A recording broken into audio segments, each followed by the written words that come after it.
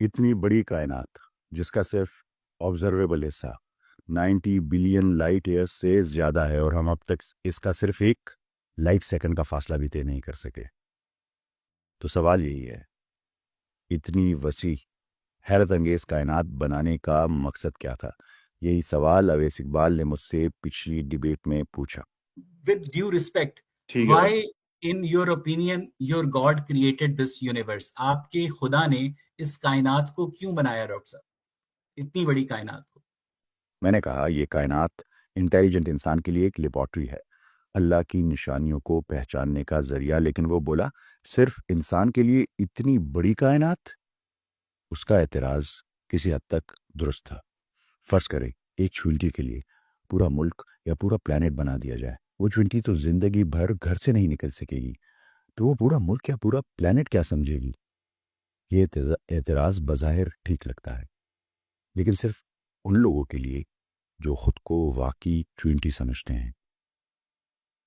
کافر کی یہ پہچان کے آفاق میں گم ہے، مومن کی یہ پہچان کے گم اس میں ہے آفاق۔ بدقسمتی سے آج زیادہ تر انسان اپنے آپ کو وہی چونٹی مان بیٹھے ہیں، مگر ہم چونٹی نہیں ہیں، ہم صرف جسم نہیں ہیں۔ کبھی سوچا ہے آپ ہیں کیا؟ کوئی اندازہ کر سکتا ہے اس کے زور بازو کا؟ نگاہ مرد مومن سے بدل جاتی ہیں تقدیریں۔ کیا آپ نے کبھی اپنے وجود پر غور کیا؟ آپ کے اندر کچھ ایسا خاص ہے جسے پہاڑوں نے اٹھانے سے انکار کیا، آسمانوں نے قبول نہ کیا، فرشتوں نے بھی آپ کی تخلیق پر سوال اٹھایا اور ابلیس نے سجدہ کرنے سے انکار کر دیا۔ تو یقیناً آپ معمولی نہیں، آپ کو اللہ تعالیٰ کی طرف سے بہت بڑا تحفہ اور ذمہ داری ملی ہے۔ آپ وہ ہیں جنہیں اللہ نے خلیفہ بنایا، زمین پر اپنا نائب، اور اس کے ساتھ دیا اختیار، عقل اور روح جیسا تحفہ۔ یہی انسان کی اصل ہے۔ اقبال نے کہا تھا، محبت مجھے ان جوانوں سے ہے، ستاروں پہ جو ڈالتے ہیں کمند۔ ہم وہ مخلوق ہیں جنہیں کائنات کو مسخر کرنے کے لیے بنایا گیا ہے۔ قرآن شریف، قرآن کریم کہتا ہے، اور آسمانوں میں تمہارا رزق ہے۔ ہم نے کبھی سوچا یہ جملہ حقیقت میں کتنا بڑا وعدہ اور کتنا طاقتور ہے؟ اب ذرا سائنس کی بات کرتے ہیں۔ آپ نے شاید کارڈیشف اسکیل کا نام سنا ہو۔ یہ اسکیل ایک رشین ایسٹروفزسسٹ نیکولائے کارڈیشیو نے 1964 میں بنایا تھا۔ اس کا مقصد تھا یہ جانچنا کہ ایک تہذیب اپنی انرجی کتنے حد تک استعمال کر سکتی ہے۔ یہی اسکیل یہ سمجھاتا ہے کہ انسان ابھی کہاں ہے اور وہ کہاں تک پہنچ سکتا ہے۔ سب سے پہلے ٹائپ 0 سویلائزیشن۔ یہ وہ سویلائزیشن ہے جو اپنے پلانٹ کی مکمل انرجی بھی استعمال کرنے کے قابل نہیں۔ ہم ابھی یہی ہیں، تقریباً 0.73 اسکیل پر۔ ہم تیل، گیس، کوئلے اور تھوڑی بہت شمسی توانائی پر چل رہے ہیں۔ یہ ابتدائی درجے کا شعور ہے، جہاں ہم زمین کے وسائل سے لڑ رہے ہیں، ان سے جیت نہیں رہے۔ ٹائپ 1 سویلائزیشن، یہ وہ تہذیب ہے جو اپنے پورے پلانٹ کی انرجی پر قابو پا لیتی ہے۔ وہ ہوا، سمندر، زلزلے، آتش فشاں، موسم، سب کچھ استعمال کر سکتی ہے۔ انسان اگر اگلے 100 سال میں ترقی کی یہی رفتار برقرار رکھے تو ہم ٹائپ 1 سویلائزیشن کے دہانے پر ہوں گے، یعنی کہ ایسا وقت جہاں توانائی کی کمی یا موسمی تباہی جیسے مسائل ختم ہو جائیں گے۔ ٹائپ 2 سویلائزیشن، یہ وہ مرحلہ ہے جہاں مخلوق اپنے ستارے، سٹارز جیسے سورج کی مکمل توانائی استعمال کرتی ہے۔ اس کے لیے سائنسدانوں نے ایک تصور دیا جسے ڈائسن اسفیئر کہتے ہیں۔ ڈائسن اسفیئر ایک ایسا مصنوعی نظام جو سورج کے گرد بنے اور اس کی پوری توانائی کو جذب کر لے اور انسان استعمال کرے۔ سوچو کتنی طاقتور تہذیب ہوگی جو ایک پورے ستارے کی توانائی سے اپنی دنیا چلا رہی ہو۔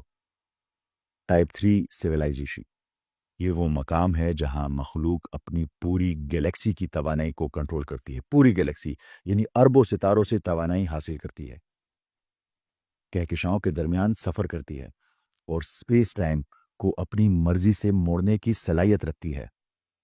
یہی وہ مقام ہے جہاں سپیس اور ٹائم بے معنی ہو جاتے ہیں، سپیس اور ٹائم کا مقصد ہی نہیں رہتا۔ ٹائپ 4 سویلائزیشن، یہ تہذیب صرف ایک گیلیکسی نہیں بلکہ پورے کاسموس یعنی تمام galaxies, black holes, neutron stars سے توانائی کھینچنے کی صلاحیت رکھتی ہے۔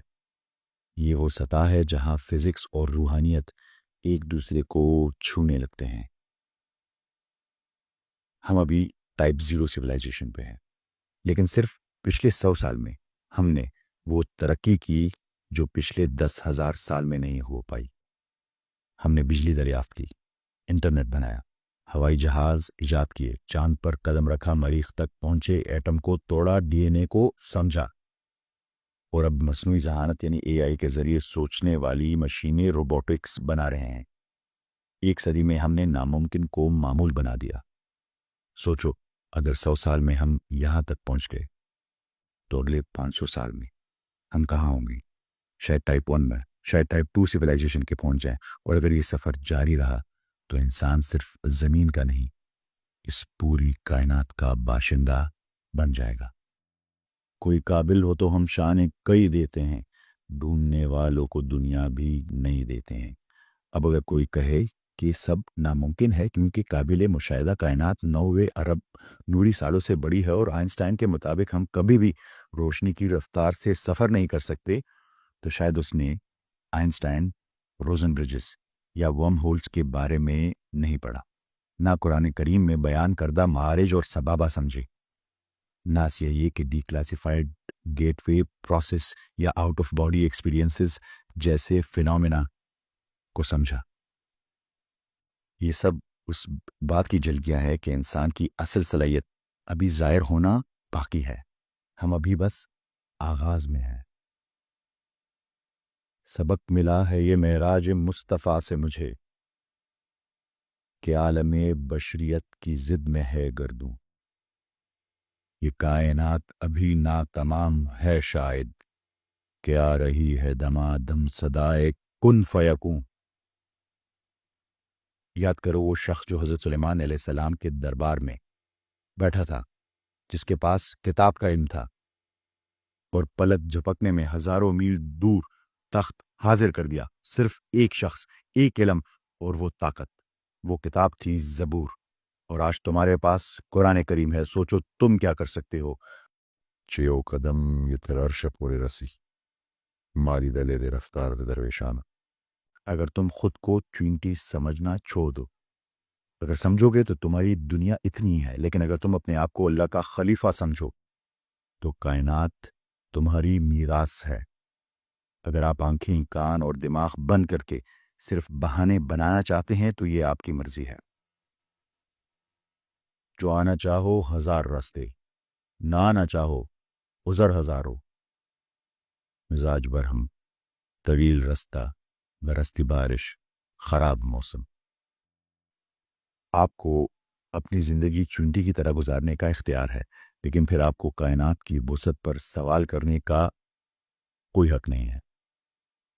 ہاں، اگر آپ نے اپنی اصل پہچان لی تو ہر راستہ آپ کے لیے کھل جائے گا۔ اب سب کی سماعتوں کا بہت شکریہ، ملتے ہیں اگلی قسط میں۔ اللہ حافظ۔